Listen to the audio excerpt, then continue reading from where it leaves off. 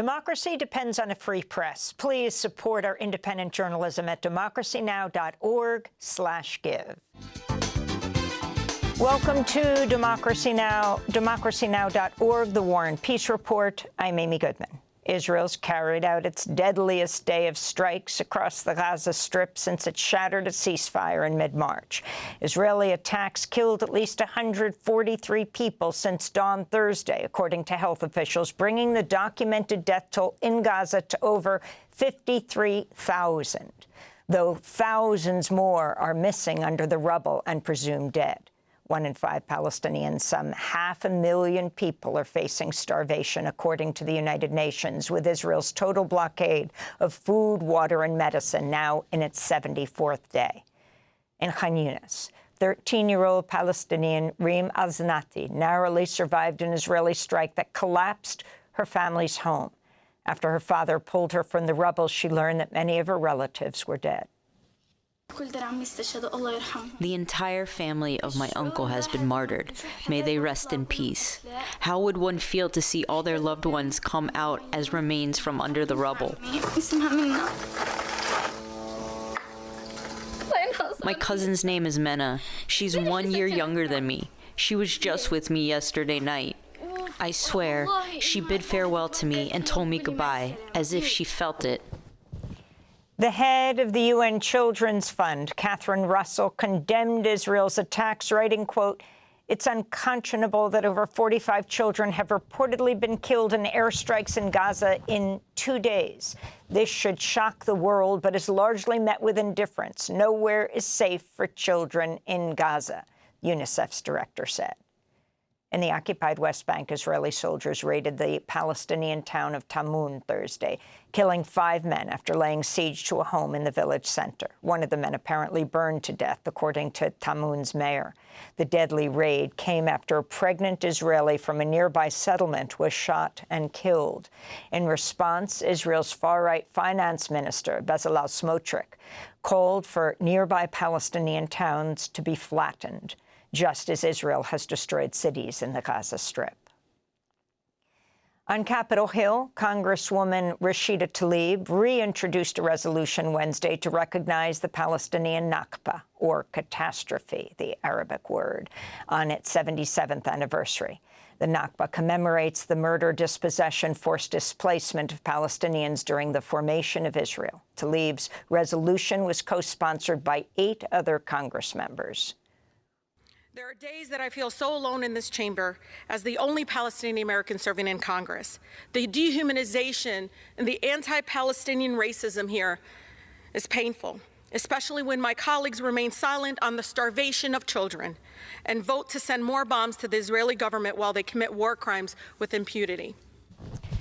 President Trump has wrapped up his visit to the United Arab Emirates after touting over $200 billion in investment deals with the Gulf nation on the last leg of his Middle East tour.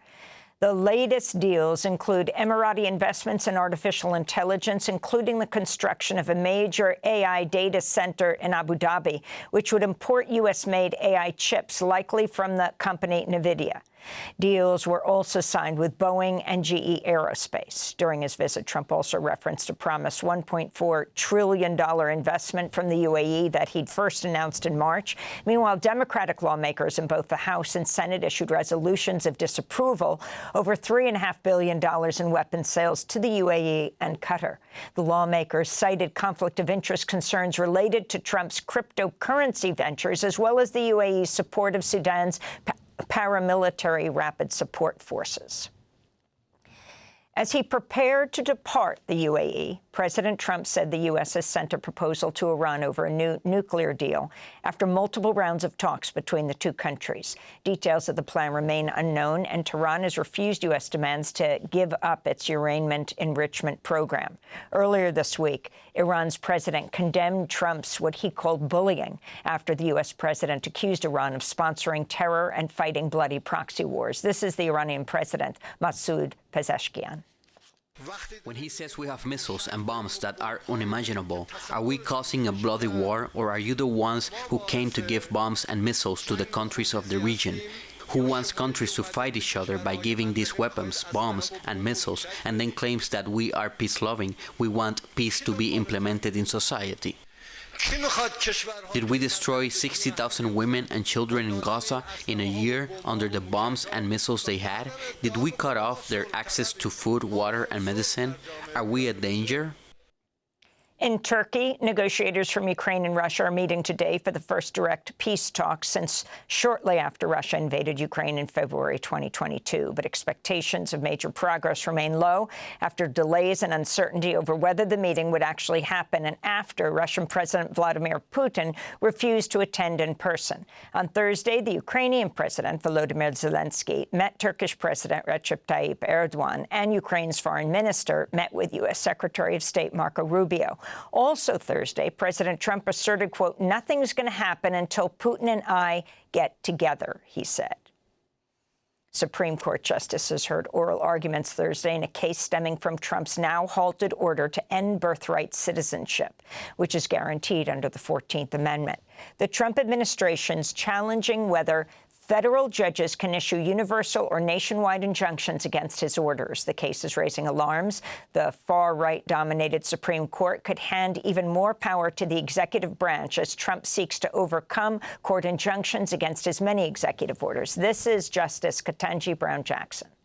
Your argument seems to turn our justice system, in my view at least, into a catch-me-if-you-can kind of regime from the standpoint of the executive, where everybody has to have a lawyer and file a lawsuit in order for the government to stop violating people's rights. The Department of Homeland Security has asked the Pentagon to assign some 20,000 National Guard personnel to assist with Trump's mass deportation efforts. It's not clear whether Trump would seek to federalize the National Guard, something last done to respond to the 1992 uprising in Los Angeles that followed the police beating of Rodney King. In New Jersey, Newark Mayor Ross Baraka appeared in federal court Thursday over his trespassing case following his arrest last Friday outside the Delaney Hall Immigration Jail, where he was meeting with 3 congressional Democrats. Alina Habba, who is the interim U.S. attorney for New Jersey and Donald Trump's personal lawyer, faced boos from the crowd of Baraka supporters as she showed up for the brief procedural hearing. Mayor Baraka said he had to resubmit to a mugshot and give fingerprints again Thursday as part of an attempt to humiliate him. Baraka's trial is expected to take place in mid-July, a month after primary elections in New Jersey in which he's running for governor. Mayor Baraka spoke to journalists and supporters after his hearing. The Constitution of the United States. Which gives everybody due process, no matter who you are, no matter what language you speak, no matter what your background is, what your gender is, or who you decide to love. That the Constitution protects everybody once you step foot on this soil, once you reside in this country, whether you document it or not, the Constitution protects you. New York University, NYU, has come under fire for withholding the diploma of a student who used his commencement address to condemn genocide in Gaza. This is Logan Rosos delivering that speech on Wednesday. The only thing that is appropriate to say in this time and to a group this large is a recognition of the atrocities currently happening in Palestine. The genocide currently occurring is supported politically and militarily by the United States, is paid for by our tax dollars, and has been live streamed to our phones for the past 18 months. Logan Rosos received cheers and standing ovations from the crowd of peers and has been widely commended for his bravery. This comes as students at Yale, Stanford, UCLA, and the California State University system are continuing their hunger strikes to demand their schools divest from Israel and protect free speech on campus. Students have reported deteriorating health as school administrators continue to rebuff requests to meet. In related news, a new study finds more than 1,000 students across the U.S. were targeted, many of them penalized over their speech, between 2020 and 2024. In Georgia, a pregnant woman who's been declared brain dead has been kept on life support for 3 months against the wishes of her distraught family because of the state's abortion ban. Adriana Smith, a 30-year-old mother and nurse, has been legally dead since February following a medical emergency. But doctors have kept her on breathing machines because her fetus, just 9 weeks old at the time of Smith's medical emergency, was old enough to have detectable cardiac activity. Adriana Smith's mother said, quote, "It's torture for me. I see my daughter breathing, but she's not there," unquote. And some 450 New Jersey transit engineers walked off the job early this morning, grinding services to a halt on the country's third-largest commuter rail system. It's New Jersey's first statewide transit strike in over 4 decades. The president of the Brotherhood of Locomotive Engineers and Trainmen said, quote, "They have money for penthouse views and pet projects, but not for their frontline workers. Enough is enough," unquote. And those are some of the headlines. This is Democracy Now!, democracynow.org, The War and Peace Report. Democracy Now! Is funded by viewers like you. Please give today at democracynow.org/give.